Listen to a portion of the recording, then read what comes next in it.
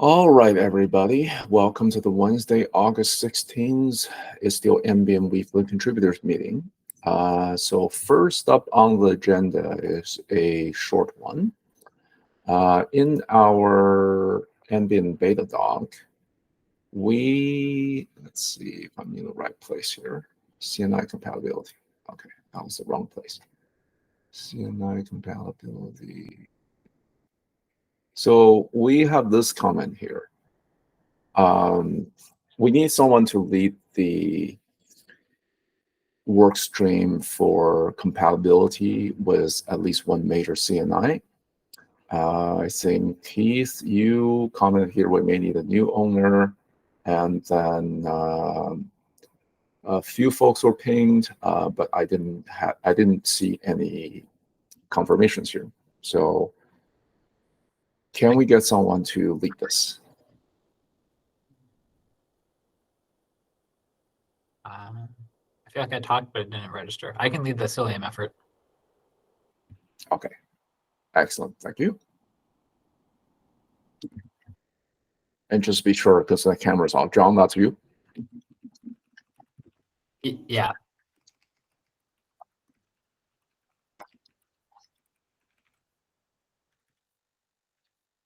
All right, then that's that. So next up is Keith and Stephen on hairpin.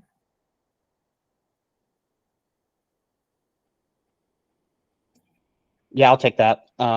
So, not to kind of rehash the mega thread from Ambient Dev last week, but a lot of that conversation ended up circling around capture, and thankfully we've split. We've been able to split that up, and Ben Leggett's got a agenda item here to talk about the capturing mechanisms. But I do want to make sure we don't lose sight of the overall hairpinning questions. Steven's got a PR out to basically block all inbound plain text for Z-Tunnel until we have a decision, because we don't want to. What we have right now is even worse. I think anything that we could, any of the potential ideas on the table. So I think, John, Costin, somebody correct me if I'm wrong, but I think where we ended the discussion and the thread was that hairpinning, essentially the question comes down to,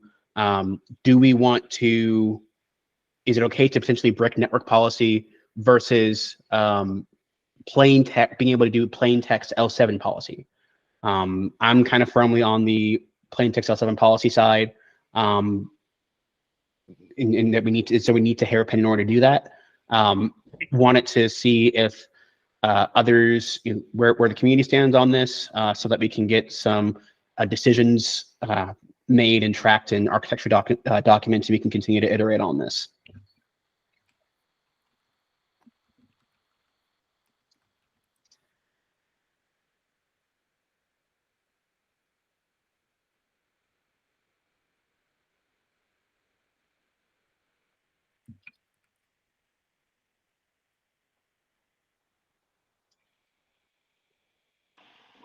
Keith, to clarify, you say that you are for L7 policies for Postgres, NATS, and all the TCP services.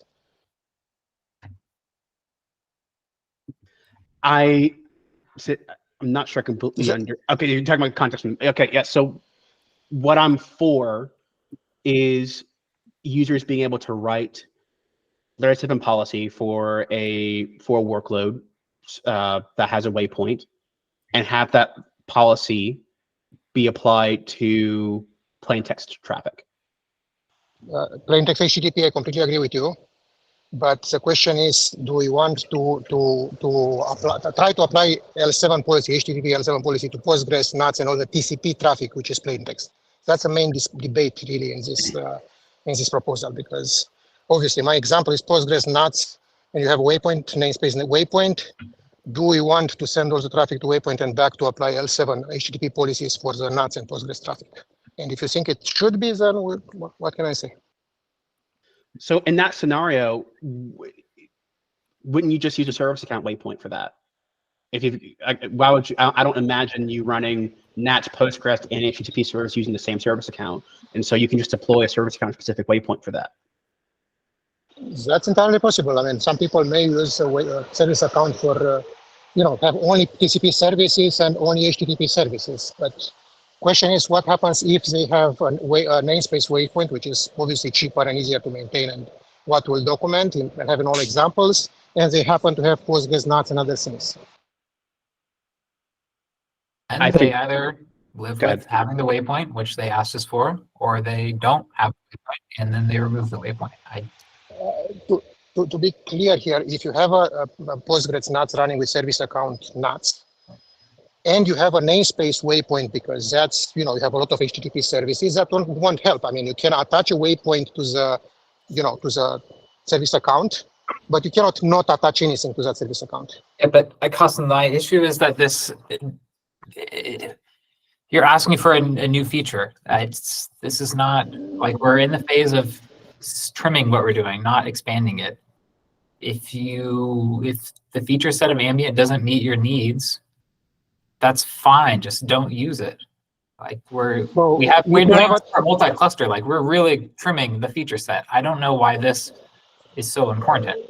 If we document that if you have a TCP service in the namespace, don't use Ambient, don't use waypoints, that's fine with me as well. I mean, but it seems to be a very big to say that any TCP service and we don't support a waypoint, that's fine. I think but it it would should be be more very clear.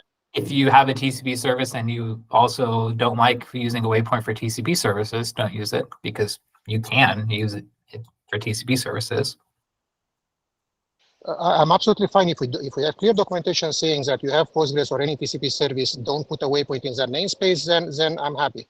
But I want to see documentation very clear. TCP, no way. I don't think it's TCP no waypoint. It's here's the trade-offs of a waypoint, and you can make that decision. And we can say with TCP, the downsides may likely outweigh the upsides, but it's perfectly reasonable to want a waypoint with TCP as well. That's fine too. Yeah. I mean, I can completely agree. We can and must and will have better docs. That's definitely a top priority. Yeah, on the docs point, Austin, just I think, if you feel like your points not being communicated well, we're not hearing you. I mean, I think anybody here would be happy to review a PR with the kind of docs that you feel that we need to close the gap. I personally would be happy to take a look at something like that. Because I think. I'll write it up. Okay, sounds good. Awesome, thank you. Keith, I'm looking at the thread in Ambient Dev, and it looks like it's got 642 comments in it. I'm not going to be able to get through it during this meeting. For context, are we talking about whether we should hairpin ever, like in general, whether that ought to be a functionality of Ambient, or are we talking about this specific scenario, routing plain text traffic via the waypoint? The general question was, should we hairpin ever? That was up for debate at one point. Really, the only difficulty, though, hairpinning works today just fine. It's the difficulty arises, and we have to add a special hairpin flow when it is plain text with an unknown, unauthenticated source. That specifically throws a wrench into the mix. So that's kind of, from my perspective, like we already support hairpinning for mesh traffic, whether it's from a gateway or whatever. That's fine. That works. That's not really a question. The question is, if we don't know the source, we have to add a special flow for that. Do we wanna? That's where it gets tricky. Yes, that's the linchpin of the current question. Is what do we do for plain text? Okay. That's one thing I didn't understand from all discussion. And yes, we had messages. When will this happen? When would you have an H-bone going to the tunnel and not to the waypoint? This wouldn't be H-bone. This would be anything that is not H-bone. So if you've Just got plain text. Yeah, permissive, basically. So there is only the permissive case, but there is Right. nothing else. There is no case that works. The previous comment was that if it's not plain text, we support it, but there is no such case. If this isn't a problem with strict, right? This is only a problem with permissive. But I didn't hear everything you said there. Sorry, I'm biting. No, I meant there is only the case of plain text. There is no other case. There is no scenario where traffic will go to pod directly, to zTunnel directly, not to waypoint, because the client zTunnel will do that. But the traffic will get redirected to the waypoint when it gets to the pod. So it doesn't go directly to waypoint. zTunnel has to send to the waypoint.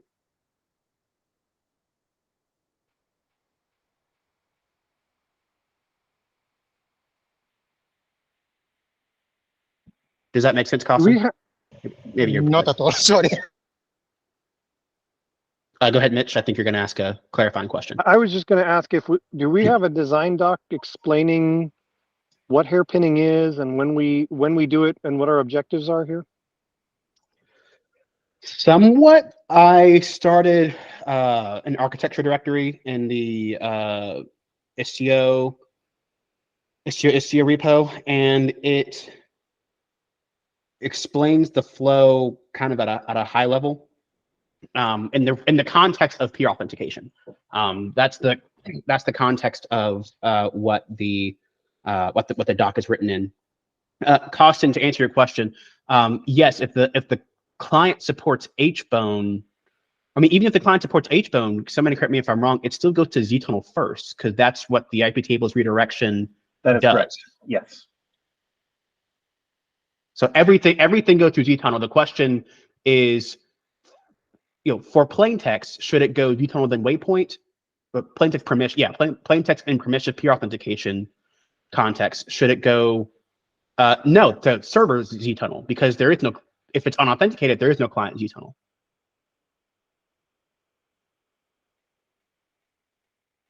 Correct. Yeah, it just gets redirected wholesale. We capture everything, we funnel it through the zTunnel. The zTunnel can handle things where the source is unknown, but if there's a waypoint configured, it's going to try to send everything to the waypoint for policy enforcement. And if we don't know the source, that creates problems for that hairpin. If we do know the source, it's an easy hairpin. We already support that. It's just, yeah, if it's permissive and we're getting stuff that we don't know the origin of, it gets a little trickier. Right, and the context of why you might want that goes back to the enforcing plain text Layer 7 L7 policy. Yeah, right? yeah, exactly. That's it. That's the crux of it.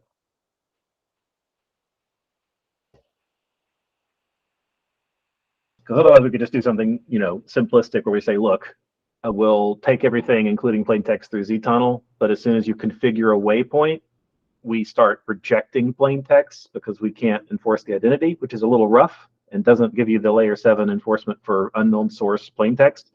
But it's simple to do, sort of. I don't know. It doesn't require the hairpin.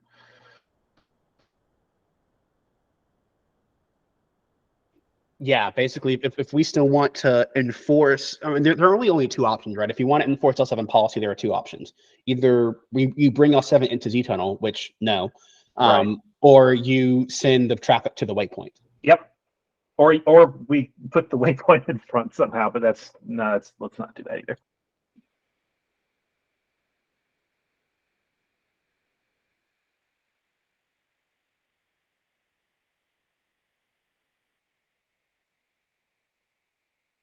I also feel like, again, maybe this is rehashing, but we could do a step thing here, right? Like, I think there's a PR. You said there's a PR already out that denies everything for plain text. Like, we could do something where we, for now, do that, or do something similar where we deny only if there's a waypoint configured, and then punt on like the more advanced solution. If we want to say that layer 7 for unknown source traffic, we have to do it now.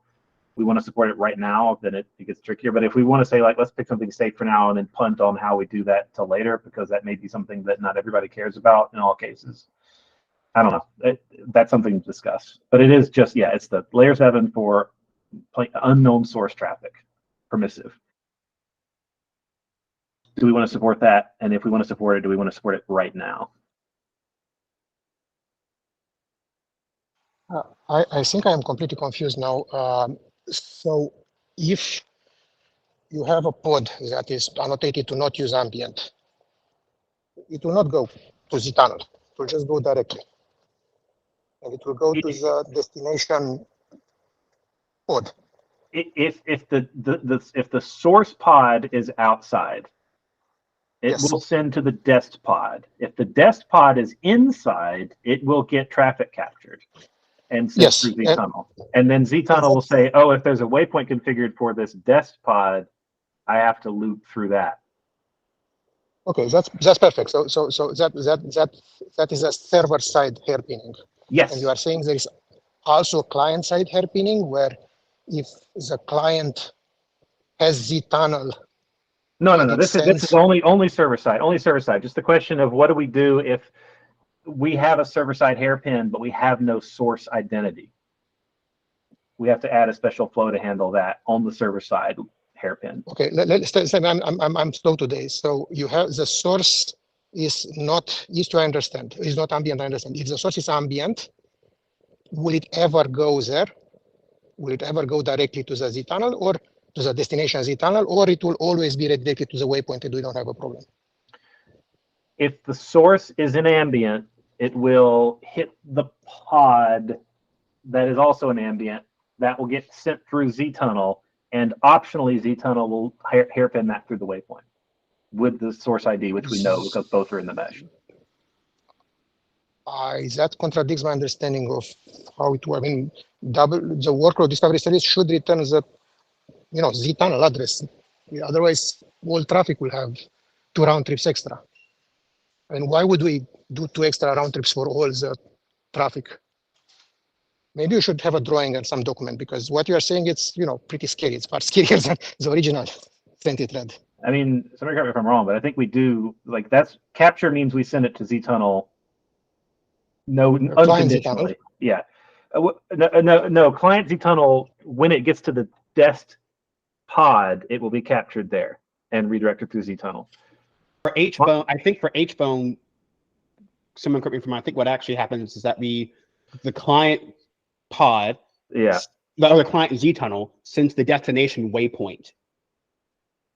And the destination waypoint then forwards to the pod, and that's when traffic capture happens. That may be the case. Yes. Sorry. Yep. Never mind. I'm confused on that. That's Yep, correct. I would So there is no encourage hairpinning. everyone to read the ztunnel architecture PR that I put up, which, I mean, we've had other docs, but we've had 10 docs, and this is now one doc that summarizes all of it, and all of this is covered in that. But even so, we still have the problem of we will hairpin for plain text coming from something outside the mesh that isn't coming through waypoint, right? I don't know why that's a problem. That is a fact. That is true. I don't agree there's an Right, issue. but we have to add a special flow to support that. Is the Yes. thing? Yes. Okay. If we want to do that, that's fine. But we are only adding that special flow in order to support layer 7 policy for permissive unknown source traffic. It's adding an alt flow for a corner case is the thing, and that's fine if we want to do it, but it is non-trivial. John, since you read the document, is there a case where we'll have hairpin for ambient, where ambient is on both ends? No. If Okay, we so get it's an only H-bone- plain text. Yeah, it's only plain text. If we get an H-bone request that should have gone through waypoint and it wasn't, we deny it.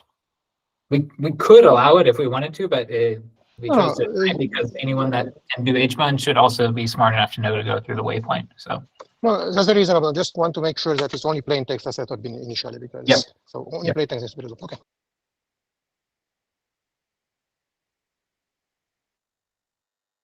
All right, so it sounds like we do want to add the hairpin for plain text so that we get layer 7 policy enforcement, right? That's what I'm hearing. No one is opposed to doing that. With the docs explaining why it's a huge bad idea. Right, that permissive in general, and then it will cause a hairpin. Okay. All right, so do we want to do that now, or do we want to punt on that and just deny for now and come back to it later? How important is this for beta, I guess, is what I'm saying. My preference is to deny until we have a good design, because I'm not sure the design, if we decide to do it, I'm not sure the design is completely secure. Fair enough. I would prefer to do it because currently all the beta. Things that aren't in the beta are about additional features, and this is not an additional feature. It's behavioral change. And the point of shipping a beta is to say that the behavior is relatively static. So it doesn't seem like it makes sense to ship the beta and then, I mean, we can't even change it later if we do, really. So If it's secure, we add it. If it's insecure, probably, you know. sure, we can decide to not do it, but right now, I guess we're in ambiguous territory where it's unapproved, and we should at least make a resolution of that beta and not we skipped it for beta because we didn't have time. Yeah, I think we need to like have an active stance here. If we have concerns about security of the approach or whatever, I mean, that's part of the, I'm not saying we should be an insecure product, but you know, we can't think of every single edge case. We've got a couple of proposals. That was the original discussion, I think 2 weeks ago with Steven's doc, for like 5 different options for how to handle hairpinning correctly. It seemed like we were sort of circling around the TLS, the one-way vanilla TLS approach, and that's what I documented in the peer authentication doc. But you know, we can always say if you're security conscious, use strict, and that solved this entire problem. I feel like I'm most aligned with John, where I'd prioritize getting, you know, for a beta release, getting the features that, you know, we already know exist out there, and then we provide knobs for people with different who are willing to accept different trade-offs to be able to make those trade-offs for their organization. And peer authentication is that knob. And to be clear, the last design that I reviewed in the doc not only broke network policy, also broke source IP and allowed, you know, all the IPs to be impersonated. Are you saying documents that both of things are broken and people should still use it, or? Please read the zTunnel architecture doc. That's not accurate. Okay, if the design changed, then I'll read it. But yeah, okay, I'll review it.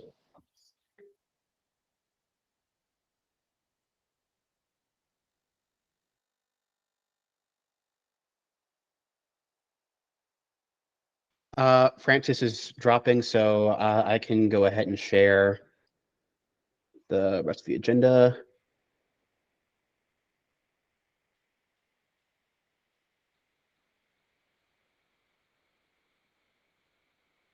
And I'll zoom in just so that the font isn't tiny.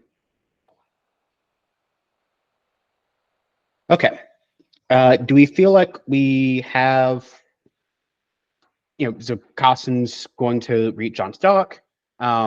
I do want to make sure we continue to move forward on this because a lot of our implementation details are going to be contingent on having our APIs somewhat decided on. So for the next time we talk about this, I think we'd be better. I think we'd be best served by talking about the specifics of Steven's original document with the different options for how to hairpin. Today, it sounds like we agree we want to hairpin. Now we're discussing how best to accomplish that. And yes, Costin's going to be writing a doc with the downsides just so we can make sure users are educated about the decisions they're making and can make the trade-offs that are most appropriate for them. Cool. Anything else on this topic before we move on?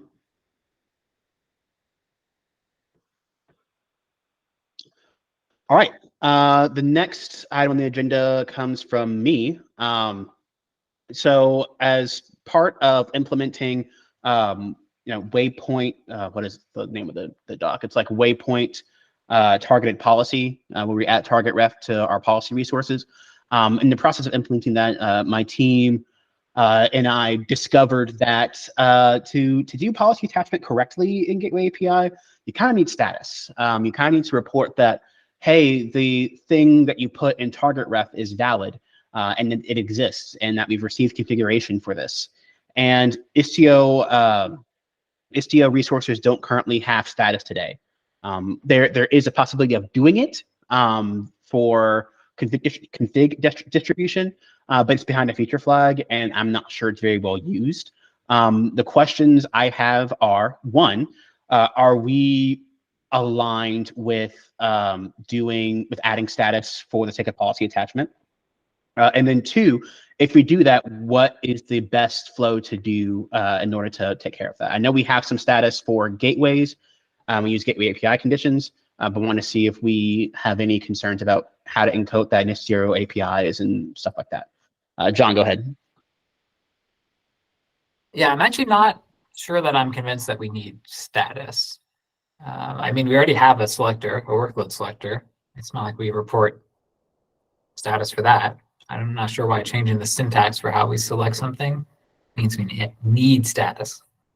Like, it's nice to have, sure, but we've spent probably collective 1,000 hours on status in Istio, and we still don't have any status writing.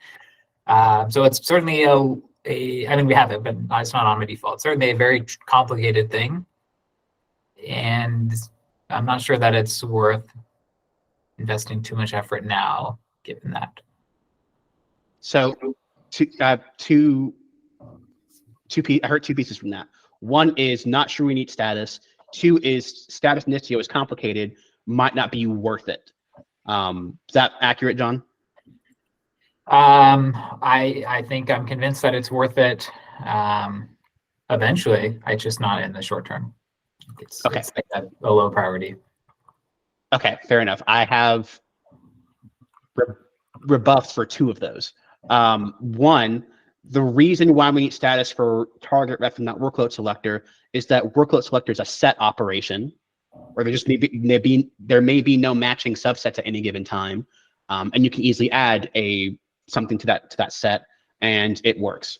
Target ref identifies a specific resource that may or may not exist, and you expect configuration to be written based on that resource. And so, for that reason, I feel like status is warranted to indicate whether or not the particular resource that you target with status is valid, exists, etc., because of the API differences. Yeah, I mean, I get your point. Like, it is slightly more compelling, but it's also like, if you select 0 pods, either way, it doesn't matter why you selected 0 pods. If it was a label selector or a reference, your thing's still broken, right? From a user experience perspective, the result is the same, but from a declarative API perspective, I feel like saying, hey, I want this policy to apply to this subset of things, there's no such thing as an incorrect selector, unless it has invalid characters or whatever, in which case Kubernetes will scream at you. There is such thing as an invalid target ref. Either we can deal with the invalid group with a validating webhook, but if you target something that does not exist, how do you know that it doesn't exist until your policy just fails silently? If there is something that is invalid and it is not programmed, then how does the customer know except things just break? I guess your argument is that things just break anyway today, and so we're not regressing in any sort of way. Yeah, I'm definitely not saying it's useful. I mean, that it's not useful. It's just a lot of work. So can you talk?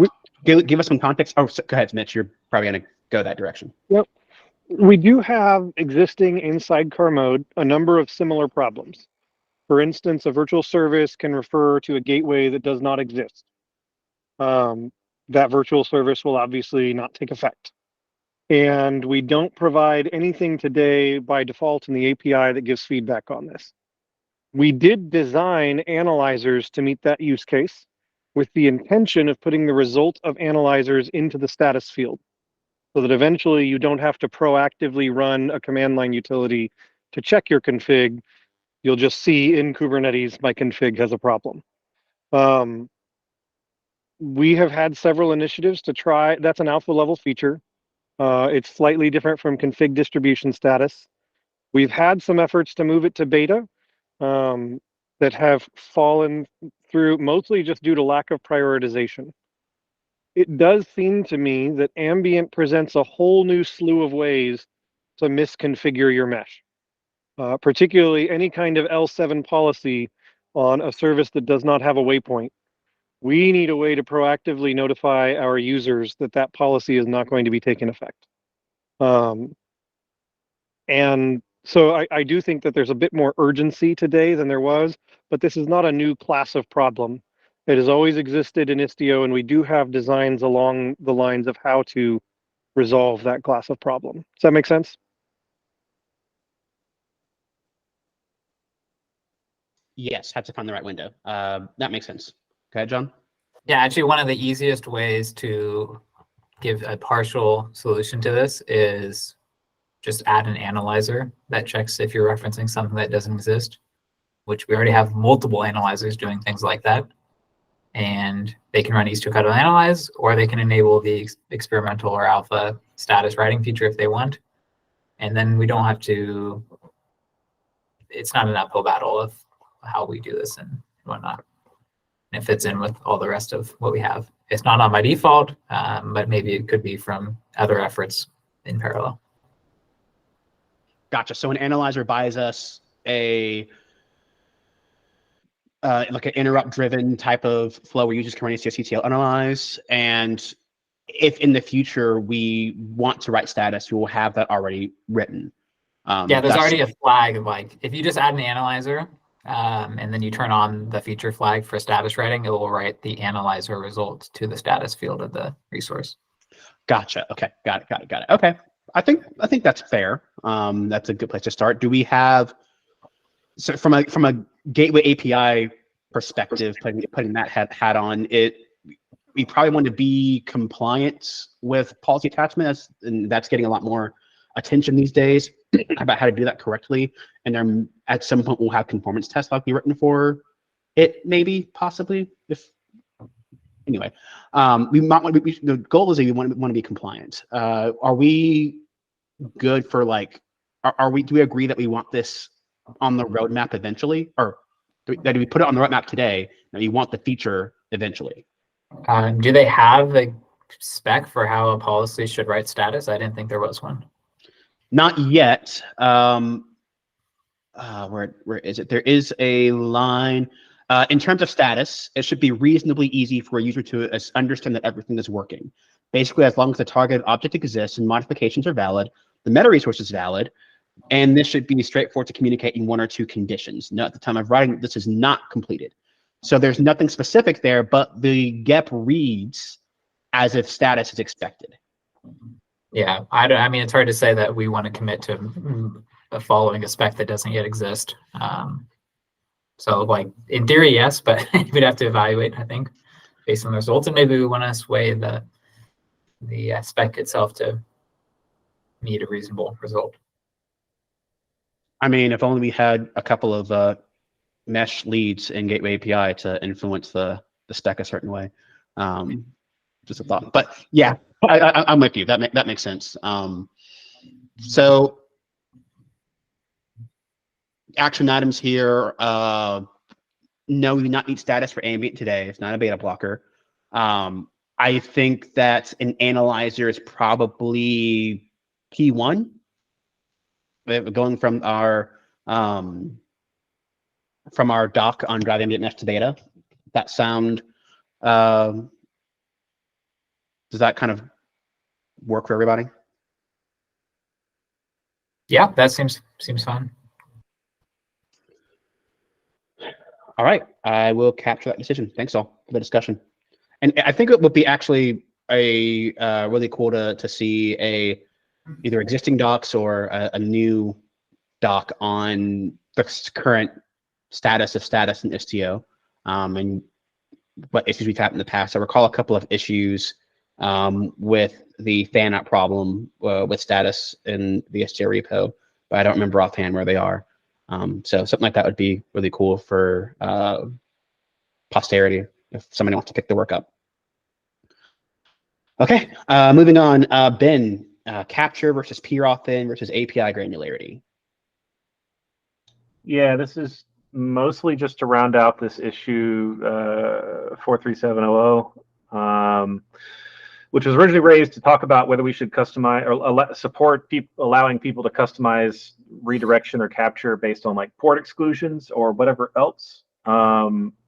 The consensus seems to be, especially based on what we've talked about previously with the hairpinning stuff and the unknown source, like we don't want to support capture customization, but we do want to say, assuming we capture everything, here's what you can do based on whether we know something about the source identity or not and what your peer authentication is. So we're not customizing capture, but we will support customizing what we do that we capture based on what kind of identity assertions we can make about the source and the dest, or mostly just the source, I guess. So that's fine.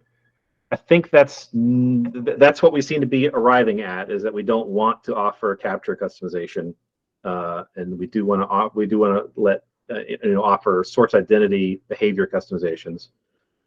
If we do that, that creates two things we need to deal with. One is if we still support peer authentication. Sorry, is somebody saying something or want to talk? Okay, that creates two problems. If we support that, and we support permissive, which means we don't know the source identity, at a certain point, there are degraded metrics and policy guarantees we can offer for that kind of traffic. So we need to figure out how we can communicate that effectively to people. If we don't know the source, we can, there's certain things we can't attest. There's certain metrics we can't guarantee. There's certain policies we may not be able to enforce. How do we cleanly communicate that? Two, have we thought about maybe minimizing the multi-layered footgun of permissive? Because currently right now you can say peer auth, allow or deny plain text unknown source for the whole pod. And you can also do allow or deny port level MTLS within that. So you can do a thing where you say allow everything, but enforce MTLS, or you can invert that. It's like a multi-layered thing where you have two levels where you control it. That feels maybe like we don't need to do both in ambient. We don't have to do both because we don't have to support C-tunnel, or that we don't have to support sidecar back and pat. Would it make sense to maybe say, look, for ambient peer auth, you have to configure permissive only at the port level. You want a certain port to not be strict, then you list that port explicitly, or maybe a range or whatever. But we don't support like a blanket, yep, open the whole pod up for permissive, right? Those are the two questions, right? One is what's the good UX for how we communicate degraded guarantees around source identity, and then the other is, do we actually need two levels of permissive granularity when it's already a footgun? Yeah, Costin, go ahead. For my own sanity and for the users who have used Istio, at least let's add another enum value to indicate whatever you want and not call it permissive, because permissive had some semantics. I don't know if they are documented or not, but it's clearly not what we are doing here. It sounds like permissive, but it's not exactly the same. In Istio, we're no longer using permissive, using AutoMTLS, and it's super confusing what is AutoMTLS, what is permissive, and what is plain text. I agree that it's not exactly clear what it means, especially now. Maybe never, but it's certainly less clear now. It was never clear since we introduced AutoMTLS, and it was something we was hoping we can completely remove because AutoMTLS takes care of it. But anyway.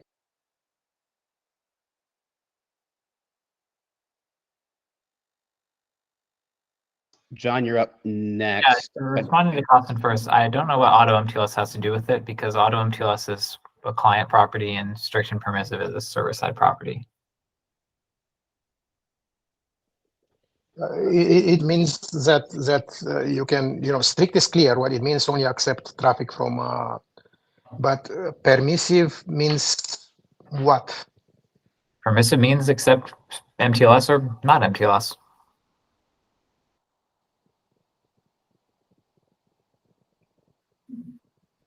I don't know. I mean, when we had permissive, it meant that auto-detect MTLS based on port interception and sniffing and all the other stuff. Yeah, that's what it, accept MTLS or not MTLS. That's what it means. It's still what it means, and it's what it's always meant. Whether the client is now sending MTLS more often or not is irrelevant. To answer Quad's question, how do we detect app MTLS versus Istio MTLS? It's based on the special ALPN we use. Right. Didn't we want to get rid of the custom protocols Yes, not the in point. HBone, that's not how it's implemented. It's implemented by assuming that 15,008 is a well-known port that only has TLS, or HBone rather, and so we don't do sniffing, but the end result is still the same. We either accept all traffic or we accept only, rather than calling MTLS, maybe we call it Istio secure transport traffic, right? It can be MTLS, it can be HBone, depends on our implementation. So but it's not sniffing anymore. It's not really permissive. You just Permissive know is ahead of not time. sniffing. It means we accept both types of traffic. How we accept it is completely irrelevant. You are My redefining the point term is that permissive. it's not called permissive because you're not even listening to the data here. You're just looking at the port, right? I don't know why, like the definition says permissive can be either plain text or tunneled. It doesn't say anything about sniffed. It doesn't say, like, I agree that the definition's a bit confusing because what is plain text, what is a tunnel, like it's all a bit vague, but the intent is very clear. Like there's two types of traffic. It's either Istio transport or it's not. And permissive means accept both. Strict means accept only Istio secure transport. Yeah, but to have a baggage of Istio implementation, and you can't do much about it. And it meant certain things. And we say you called it the same term, it implies that implementation. My favorite Alice in Wonderland quote. I mean, words means what we mean today and not what other people mean.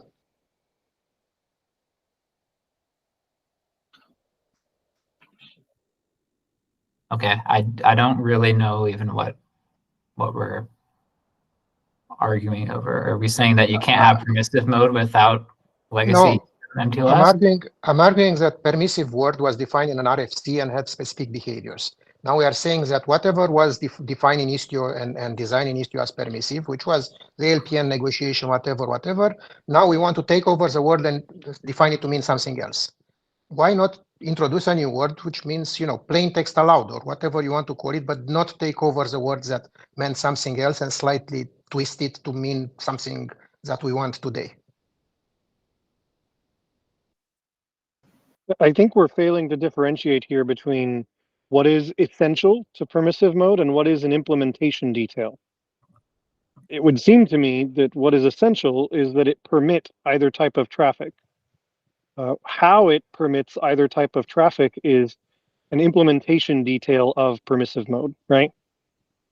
That's one interpretation where words change meaning, behavior change meaning. The other one is if we want to have, is that what permissive meant? You do MTLS handshake with the ILP and Istio and whatever, and if you have permissive, it means that that port will do the LPN negotiation. So someone, which implement natively Istio or whatever can do set the LPN and know what to expect because it's permissive.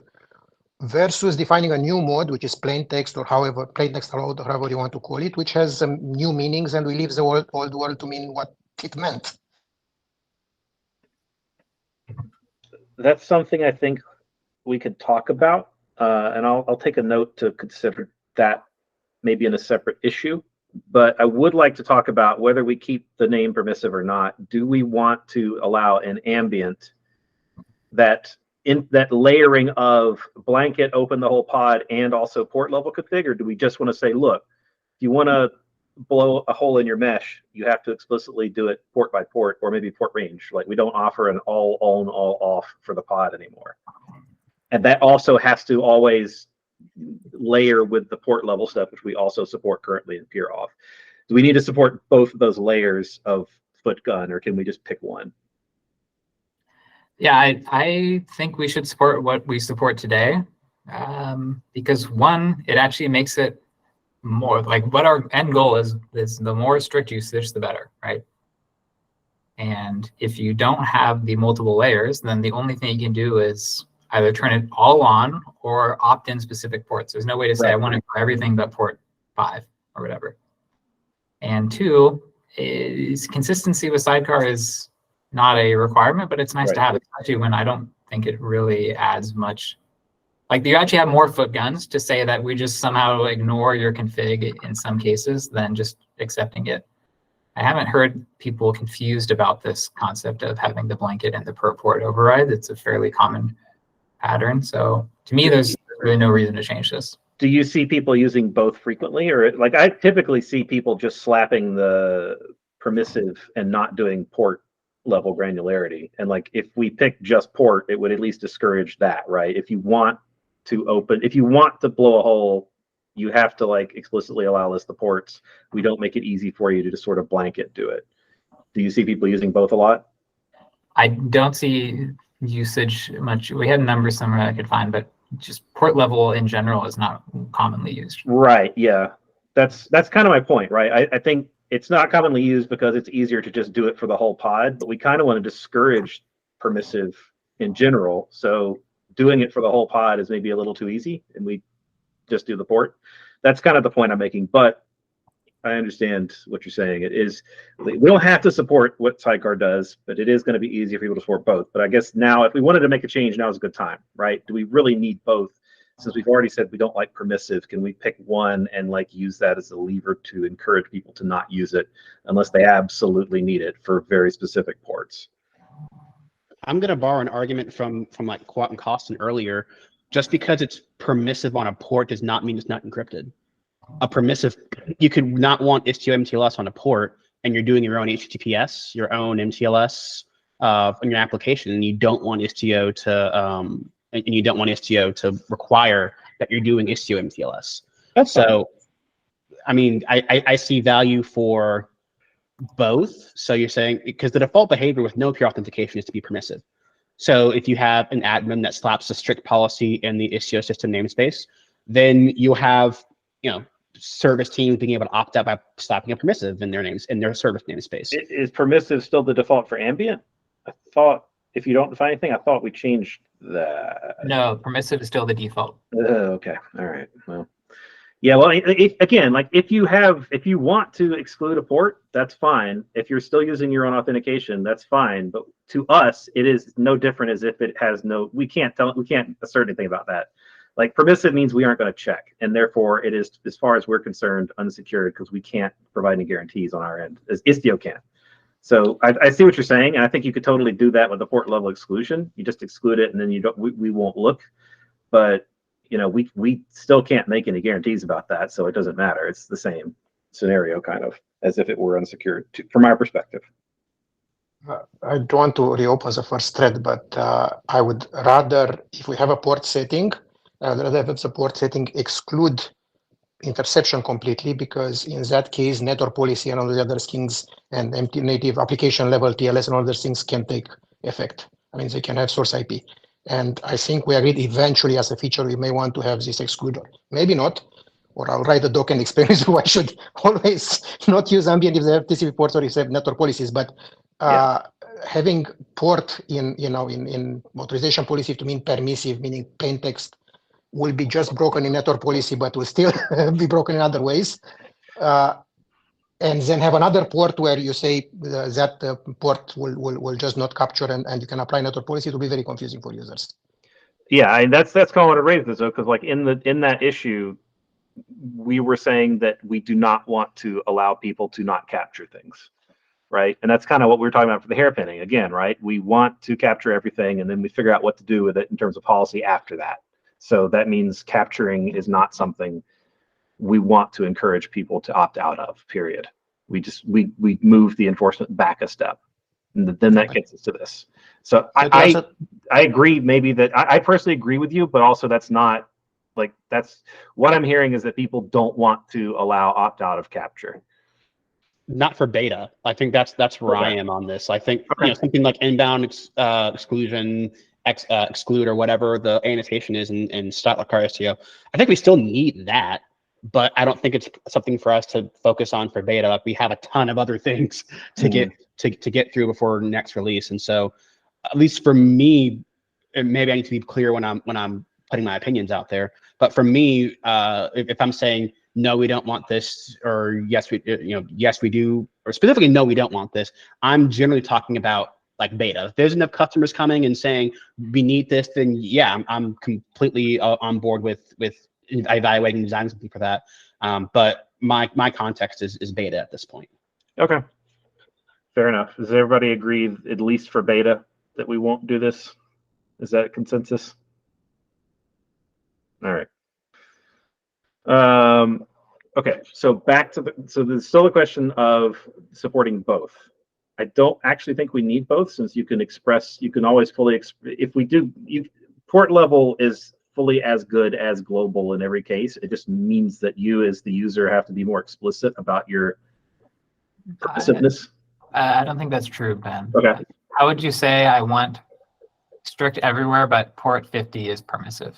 You do PR authentication strict, or strict be the default, and then you would, if we just say, look, strict is always the default, and we opt out as report, then there is it can't be the default though. Permissive is the default. Right, but I guess that's what I'm saying, is that maybe I misunderstood that was. And if we flip, even if we flip the default, then still I just flip my argument, right? I want right. If we flip the default, if we flip the default to strict, then which we've discussed many times. That's not going to happen. Yeah, then you would do the port level allow permissive, right? It's just port level 53 permissive or whatever. Right? If it's a default, then you probably only need port level, or right. Okay. Because we don't really want to say it does limit what you can do, but it's we don't care about. But with permissive as the default, I think it's useful. We need both. Have a more secure thing. Okay, so we plan to support both in ambient as well. Okay, good. It's already supported, actually. The implementation is there for pure authentication. We found some bugs in it though, which is kind of why it came up. And interesting. We were trying to decide, to what degree we want to support it, and if we do want to support it, should we fix the bug? So yeah, it sounds like we're going to fix them. Okay, cool. Thanks, guys. That's all I had. Yeah, let me know what bugs you came across. I wrote the implementation for ambient, so I'm happy to help take a look. Yeah, sure thing.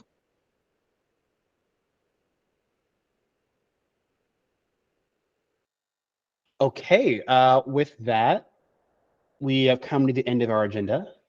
Do we have any last topics that folks need to discuss in 2.5 minutes? If not, we can actually get out on time for a change. That would be nice. I had a very brief question. There was some talk about office hours being started for ambient. Has that happened? Great question. So the office hours would just be for Istio in general, and they have not started yet. Cameron, who I think was heading that up from steering, is also heading up the election, and he mentioned to me that he will look to kick that off once the election is over. But I think we should expect to hear something about that soon. Anybody else from steering have a more direct answer? No, I'm guessing it's just either no time to do it or forgotten about. But do we intend to have office hours specific to ambient? I don't think so, but if we just talk only about ambient in the office hours, that's perfectly fine. Okay. I can bring it up with Cameron too about the trying to kick that off again. Appreciate it.